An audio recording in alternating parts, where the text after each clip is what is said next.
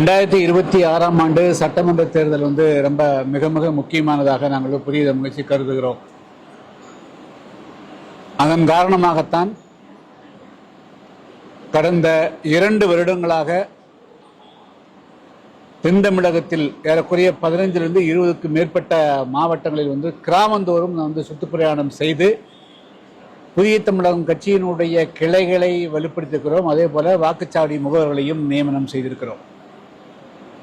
முக்கியமாக இந்த தேர்தலை பொறுத்த மட்டிலும் புதிய தமிழகம் கட்சி என்ன மாற்றத்தை எதிர்பார்க்கிறது என்று சொன்னால், தமிழ்நாட்டில் கடந்த 15-20 வருடங்களாக மதுவால் இளைஞர் சமுதாயம் மிகப்பெரிய அளவுக்கு சிறந்து கிடக்குது. தென்காசி உள்ளிட்ட பல மாவட்டங்களில் கனிமவள கொள்ளை மிகப்பெரிய அளவுக்கு நடைபெறுகிறது. கனிமவள கொள்ளைக்கு எதிராக குரல் கொடுக்காத எந்த கிராமமே கிடையாது.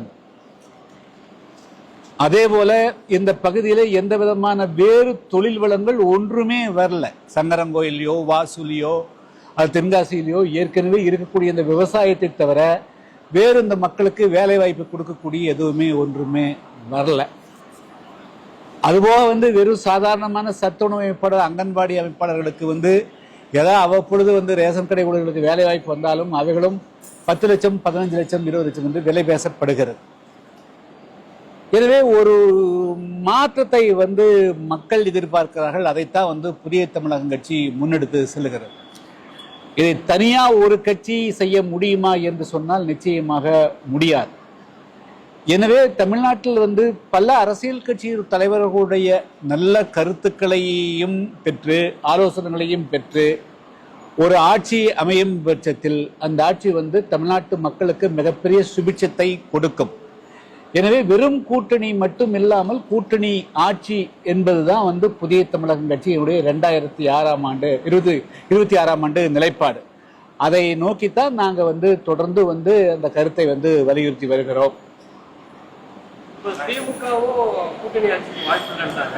அதிமுக அந்த நிலைப்பாடு சொல்றாங்க. அடுத்த ஒரே ஆப்ஷன் தாவேக்கா தான் இருக்கு. இல்ல, நீங்க எடுத்த உடனே நம்ம அப்படி அவுட்ரைட்டா திமுக ரெடி இல்லை, அண்ணா திமுக ரெடி இல்லை அப்படின்னு எல்லாம் சொல்ல முடியாது, சொல்லக்கூடாது. கள நிலவரம் என்னவாக இருக்குங்கிறதா மிக முக்கியமாக.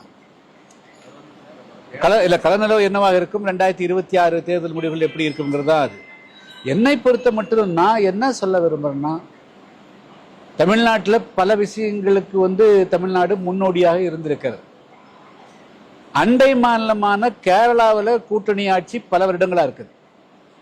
மிகப்பெரிய மாநிலம், தொழில் வளமும் எல்லா வளமும் இருக்கக்கூடிய மகாராஷ்டிரத்தில் 3 கட்சி சேர்ந்து கூட்டணி வச்சுக்கிறாங்க. ஆந்திராவில் கூட்டணி கொடுக்குறாங்க, தெலுங்கானாவில் இருக்குது.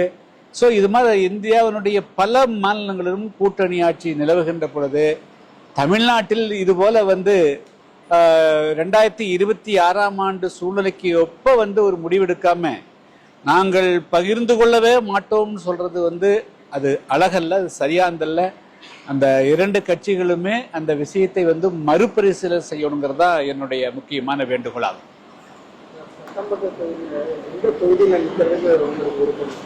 இல்லைங்க, நாங்க கூட்டணி வரக்கூடிய இன்னும் 1 வார காலம் 2 வார காலத்துக்குள்ள 12ஆம் தேதியிலிருந்து 14ஆம் தேதிக்குள்ள புதிய தமிழகம் கூட்டணி குறித்து எங்களுடைய நிலைப்பாட்டை முடிவு செய்து விடுவோம். அதுக்கு பிறகு நாங்க எத்தனை இடங்களில் போட்டியிடுவது, எந்த இடங்களில் போட்டியிடுவது அதுக்கு பிறகு முடிவாகும். இருந்தாலும் கூட ஏற்கனவே நாங்க புதிய தமிழகம் கட்சி 2001ல் இதே வாசுதேவ சட்டமன்ற தொகுதியில் நாங்கள் போட்டிட்டு இருக்கிறோம், சங்கரங்கோயிலில் போட்டிட்டு இருக்கிறோம், ஒட்டப்பிடாரத்தில் போட்டிட்டு இருக்கிறோம்.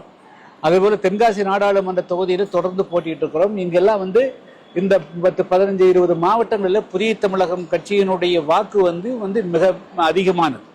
எனவே இந்த தொகுதிகளை நாங்கள் மனதிலே வைத்து செயல்படுகிறோம். இல்லை, நாங்கள் அதை நாம் இப்பொழுது சொல்ல இயலாதுங்க. நாங்கள் அதை இறுதி செஞ்சுட்டு நாங்கள் சொல்லுவோம். அது நாங்கள் கூட்டணி பேச்சுவார்த்தை நடைபெற்று கொண்டிருக்கிறது. அது குறித்தான முடிவுகள் நாங்கள் பிப்ரவரி மாதம் 12ஆம் தேதியிலிருந்து 14ஆம் தேதிக்குள்ள நாங்கள் அறிவிப்போம். இல்லை, அது அப்படியெல்லாம் வந்து இப்போ வந்து வரையறை செய்ய முடியாதுங்க. 50%, 60% எல்லாம் சொல்ல முடியாது. இன்னும் எல்லா கட்சிகளும் தங்களுடைய தேர்தல் அறிக்கைகளை வெளியிட வேண்டும், தேர்தல் தேதி அறிவிக்கணும்.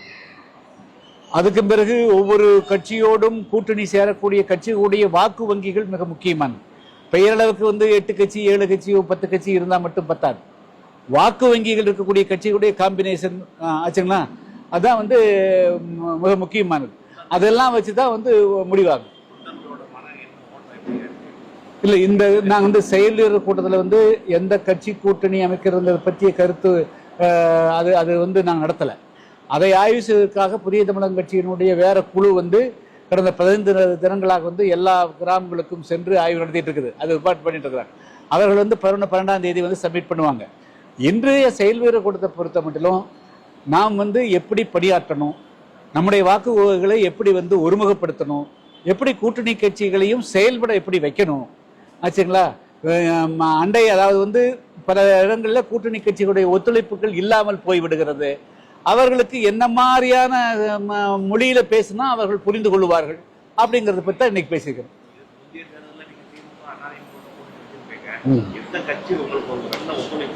இல்ல, அதெல்லாம் நம்ம வந்து அப்படி ஒப்பிட முடியாதுங்க. எல்லாரும் ஒத்துழைச்சிருந்தாங்கன்னா 2014 நான் வந்து நான் நாடாளுமன்ற உறுப்பினராக இருப்பேன், 2019 ஆயிருப்பேன் வச்சுங்களா. சரி, அவைகளெல்லாம் சூழ்நிலைகள். 2026 எல்லாருமே யாரு கூட்டணி பங்கு பெறுகிறார்களோ அவர்கள் வந்து முழுமையாக அர்ப்பணிக்கணுங்கிறதா. இல்ல, நாங்க வந்து அப்படி இல்லைங்க, நான் கொள்கையில் தான் நிக்கிறோங்க ஆச்சுங்களா. சீட்டுகள் என்பது வந்து அடுத்த கட்டங்க.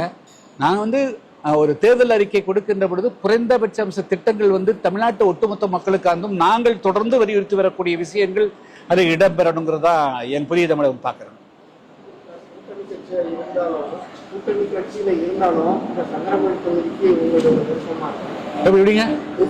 இல்ல, அதுல ஒன்றும் சந்தேகம் இல்லைங்க. நாங்க வந்து ஓட்டப்பிடாரம், சங்கரங்கோயில், வாசல்லாம் வந்து புதிய தமிழகம் கட்சியினுடைய கோட்டையாக இருக்கக்கூடியவர்கள். நாங்கள் வந்து பல முறை களங்கண்ட பகுதிகள் வந்து இதெல்லாம், இந்த தொகுதிகள் எல்லாம் எங்களுடைய பட்டியலில் முதல்ல இருக்கு.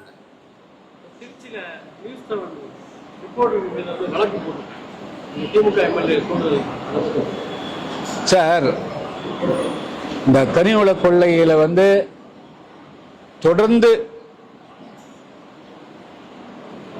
நடைபெற்றுக் கொண்டிருக்கிறது மட்டுமல்ல, அதை வந்து தடுக்க போகக்கூடிய அதிகாரிகள் மீதும் வந்து தாக்குதல் நடைபெறும். தாசில்தார் மேல் தாக்கல் பண்றாங்க, விஓக்கள் தாக்கல் பண்றாங்க.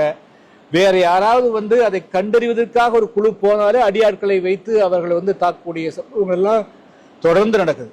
இப்ப பாத்தீங்க அப்படின்னா நியூஸ் 7 தொலைக்காட்சி கதிரவன் மற்றும் இன்னொரு செபஸ்டியன் 2 பேர் மேலே வந்து ஆளுங்கட்சியினுடைய சட்டமன்ற உறுப்பினரே முன்னின்று தாக்குதல் தொடுத்திருக்கிறார். இதெல்லாம் வந்து மிகப்பெரிய அத்துமீறலுங்க. இதெல்லாம் எப்படி முதல்வர் அவர்கள் ஏற்றுக்கொண்டிருக்கிறார்? இந்நேரம் கடுமையாக நடவடிக்கை எடுத்திருக்கணும், எடுக்கல.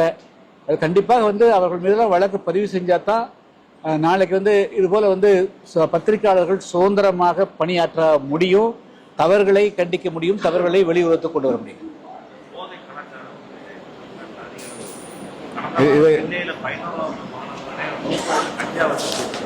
சார், இதுதான் சார் நான் ஊரா போய் பிரச்சாரம் பண்ணிட்டு இருக்கிறேன் வச்சுங்களா.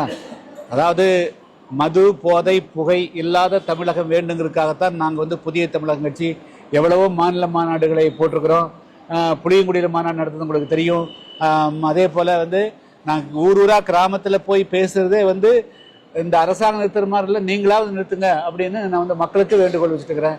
இதெல்லாம் வந்து ஒரு நல்ல சமுதாயத்துக்கு அழகல்லங்க. இப்படித்தான் வந்து பல நாடுகள் வந்து போதை பழக்கங்களாக அந்த நாடுகள்லாம் அழிஞ்சு போயிருக்குது. பஞ்சாபெல்லாம் இப்படித்தான் அழிஞ்சதுங்க.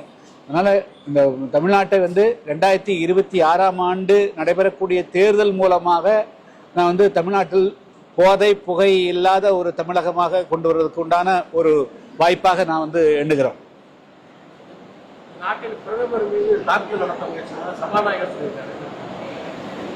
அப்படி ஒரு நிகழ்ச்சி உண்மையாக இருக்கும் பட்சத்தில் அது கண்டிக்கத்தக்கது. அதனுடைய உண்மைத்தன்மை என்னன்னு தெரியல.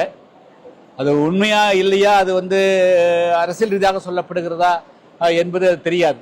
அதனுடைய உண்மைத்தன்மை இப்போ அப்படியெல்லாம் ஒரு பெண்களால போய் அப்படியெல்லாம் தாக்குதல் தொடுக்க முடியுமான்னு தெரியல. அப்படி ஒருவேளை வந்து அந்த சம்பவம் உண்மையாக இருக்கும் பட்சத்தில் அது ஏற்றுக்கொள்ள முடியாது. அது வந்து அது சார் அதான் நீங்க சொல்லிட்டீங்களே, ஒரு ஊடகவியலாளர் சாதாரணமாக அவருடைய கடமையாற்றுவதற்காக நியூஸ் 7 வந்து அங்க கரூர் மாவட்டத்தில் அவர் வந்து ஒரு பார்வையாளர், அவர் என்ன செஞ்சிட முடியும்? அவர் அதிகபட்சம் ஒரு போட்டோ எடுக்க முடியும். நடக்கக்கூடியது விதிவிலக்கு மீறல் நடக்குதுங்கிறத வெளியே கொண்டு வர முடியும்.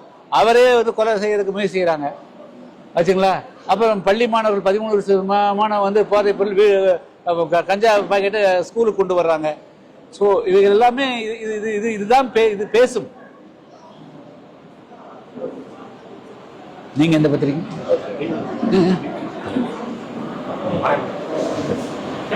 சரி.